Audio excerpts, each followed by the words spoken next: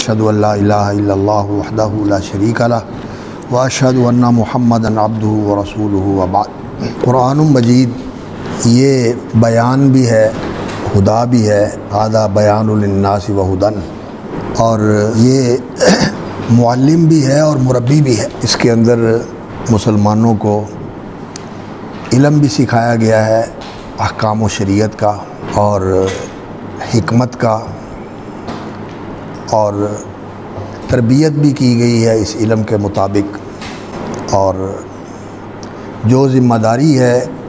اس امت کی، اس ذمہ داری کے لیے اسے تیار کرنے کے لیے اللہ رب العزت نے اس کے اندر وہ رہنمائی رکھی ہوئی ہے کہ آنے والے سارے زمانوں میں انسانوں کو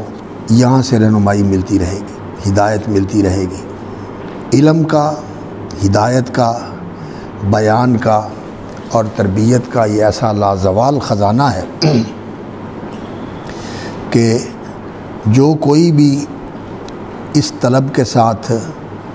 اسے حاصل کرنے کے لیے قرآن کی طرف رجوع کرے گا تو اللہ رب العزت اسے مالا مال فرما دیتے ہیں، اور قرآن ایسا سرچشمہ ہے علم و ایمان کا، رشد و ہدایت کا، اور ایسا منبع ہے یہ یقین و عرفان کا کہ کبھی ختم نہیں ہوتا۔ جتنا چاہو لے لو اپنی جستجو اور طلب کے مطابق اور اپنی کوشش اور سعی کے برابر۔ اصل بات یہی ہے کہ ہمیں قرآن مجید کے ساتھ ایسا ہی تعلق قائم کرنا چاہیے کہ خیر و برکت اور اجر و ثواب جو اللہ رب العزت نے اس میں رکھا ہوا ہے وہ بھی ہمیں اللہ سے حاصل کرنا چاہیے اور مانگنا چاہیے اور اس کی طلب ہونی چاہیے، اور اس کے ساتھ جو رشد و ہدایت اور یقین و ایمان اور حکمت اور معرفت کے اللہ رب العزت نے اس کے اندر خزانے رکھے ہوئے ہیں، انہیں بھی حاصل کرنے کی کوشش کرنی چاہیے، اور اس کے لیے تدبر، تفکر، تعقل، یہ ساری چیزیں ضروری ہیں۔ یبین اللہ لکم آیاتہ لعلکم تعقلون، یبین اللہ لکم الآیات لعلکم تتفکرون، لعلکم تتذکرون، اور وَهَذَا کتاب انزلناہ مبارک لیدبروا آیاتہ افلا یتدبرون القرآن ام علی قلوب اقفالها۔ اور اس کے لیے تعقل، تفکر، تذکر، تدبر، اس کے لیے ظاہر بات ہے کہ قرآن مجید کا ترجمہ پڑھ لینا، الفاظ کو معنی اور مفہوم کے لحاظ سے جان لینا کہ اس لفظ کا یہ معنی مفہوم ہوتا ہے، آگے بڑھے اس کا اعراب سمجھ لیا، ترکیب سمجھ لی، اور اس سے زیادہ تھوڑا سا آگے بڑھے تو اس کے اندر جو بلاغت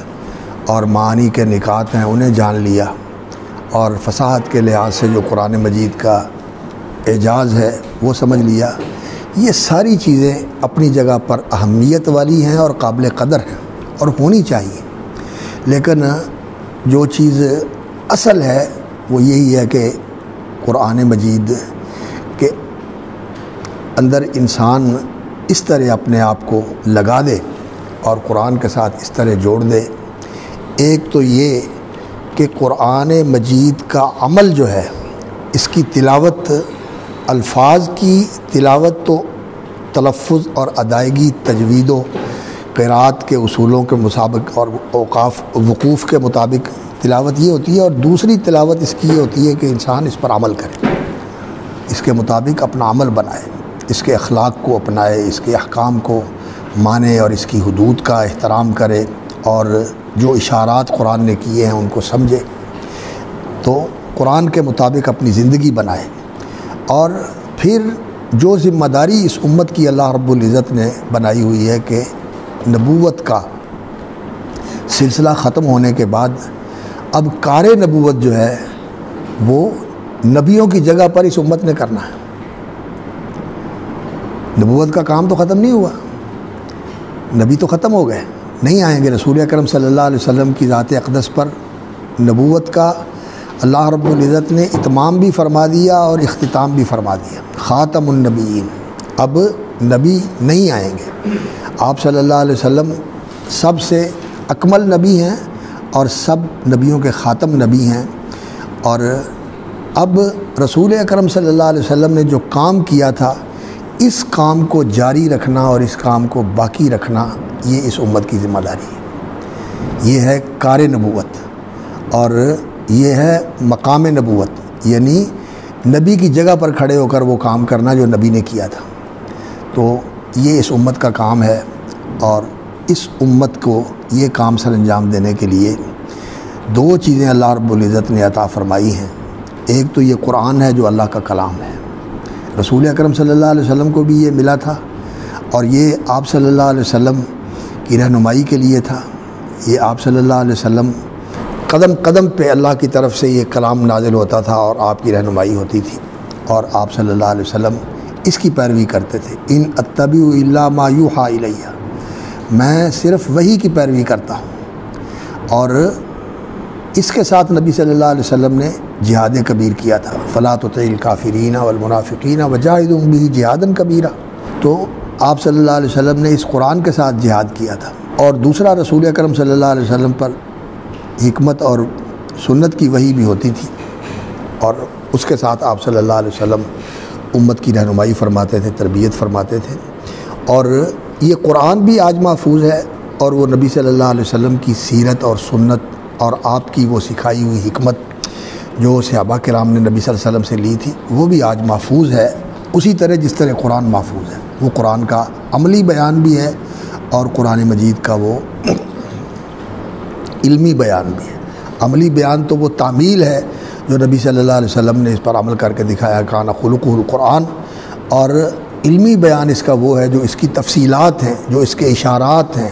اور جو اس کے تقاضے ہیں، نبی صلی اللہ علیہ وسلم نے اپنے ارشادات کے اندر ان چیزوں کو واضح فرمایا ہے۔ رسول اکرم صلی اللہ علیہ وسلم نے جو اس کی تعلیم فرمائی وہ صرف الفاظ کی تعلیم نہیں تھی، یعلمہم الکتاب والحکمہ،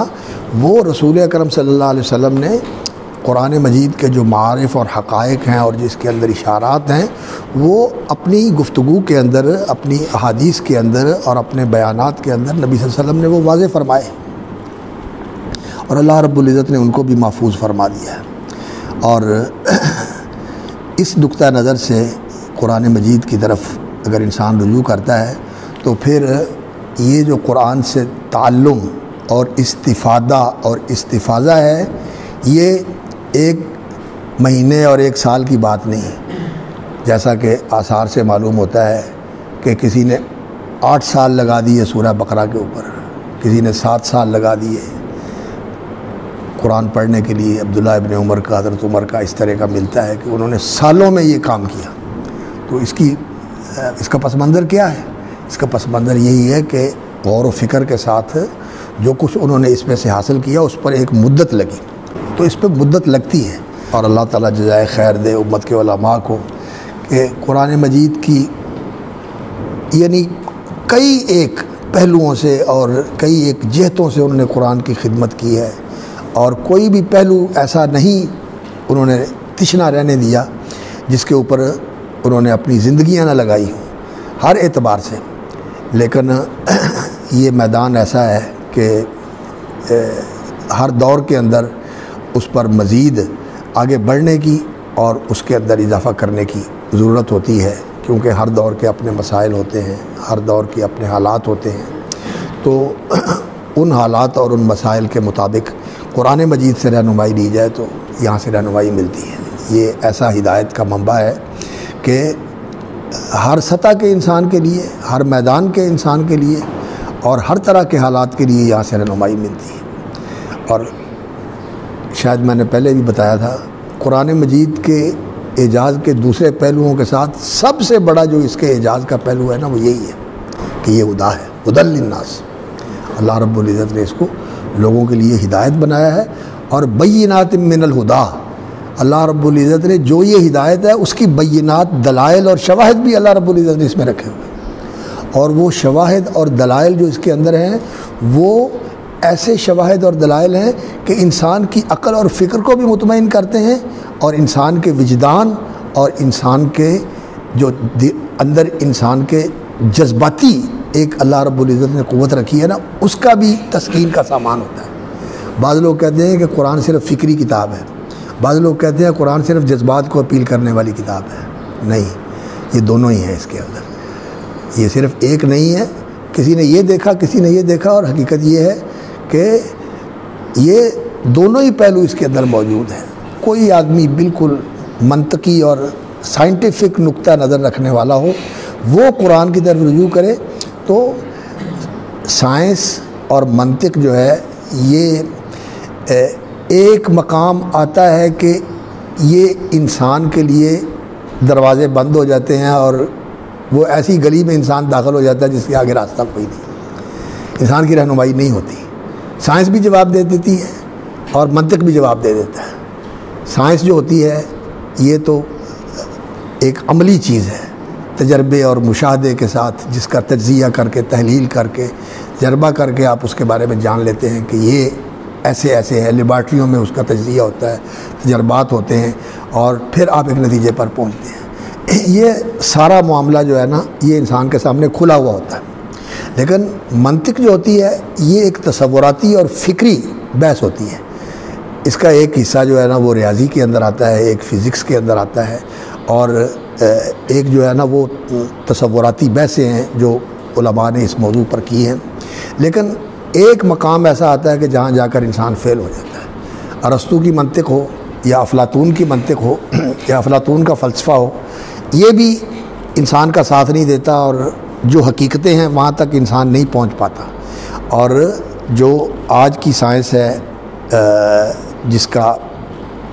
آج دنیا کے اندر بڑا چلن ہے اور بڑا اس کا اعتراف ہے، یہ بھی انسان کی رہنمائی کے اندر وہاں تک انسان کو لے کے جاتا ہے کہ انسان کے اندر جستجو کی طلب ہو جائے، لیکن آخر یہی ہوتا ہے کہ یہ بھی جواب دے جاتا ہے۔ لیکن قرآن مجید جو ہے یہ ایک ایسی کتاب ہے کہ یہ انسان کے دل کو بھی مخاطب کرتی ہے، روح کو بھی مخاطب کرتی ہے، اور اس کی عقل کی تسکین کا بھی سامان ہے۔ تو ان چیزوں کو سمجھنے کے لیے نا اپنے مطالعہ کے اندر تنوع پیدا کریں، اپنے مطالعہ کے اندر تنوع پیدا کریں، اور تھوڑا سا دل لگا کے پڑھا کریں، اور مختلف چیزوں کو سامنے رکھا کریں۔ اس سے پھر انسانی فکر کے اندر یہ صلاحیت پیدا ہوتی ہے کہ انسان جو ہے نا وہ قرآن مجید سے استفادہ کرنے لگتا ہے، اور بڑی قرآن مجید کے اندر اللہ رب العزت نے جو سامان رکھا ہوا ہدایت کا وہ انسان کو حاصل ہوتا ہے۔ مولانا محمد حنیف ندوی رحمۃ اللہ علیہ، ان کی تفسیر تو مختصر سی چھوٹی سی ہے، میرا خیال ہے ہمارے پاس پڑھی ہوئی، سراج البیان کے نام سے۔ ماشاءاللہ وہ ہمارے اہل حدیث عالم تھے اور بڑے ادیب ہیں، اور بہت خوبصورت نثر لکھنے والے ہیں، اور کمال ان کا یہ ہے کہ بڑی خشک مسئلہ ہو لیکن ان کی زبان جو ہے وہ ایسی پر لطف ہوتی ہے اور اتنی ادیبانہ ہوتی ہے کہ انسان حیران ہو جاتا ہے کہ اتنا خشک مسئلہ جو ہے انہوں نے کس طرح شاعرانہ زبان میں بیان کر دیا۔ بڑی خوبصورت کتاب ہے وہ، اور وہ بھی دیکھنی چاہیے۔ اور اسی طرح ان کی فکری کتابیں بھی ہیں، غزالی کے متعلق، ابن تیمیہ کے متعلق، اور اسلام کے متعلق اساسیات اسلام ان کی ایک کتاب ہے۔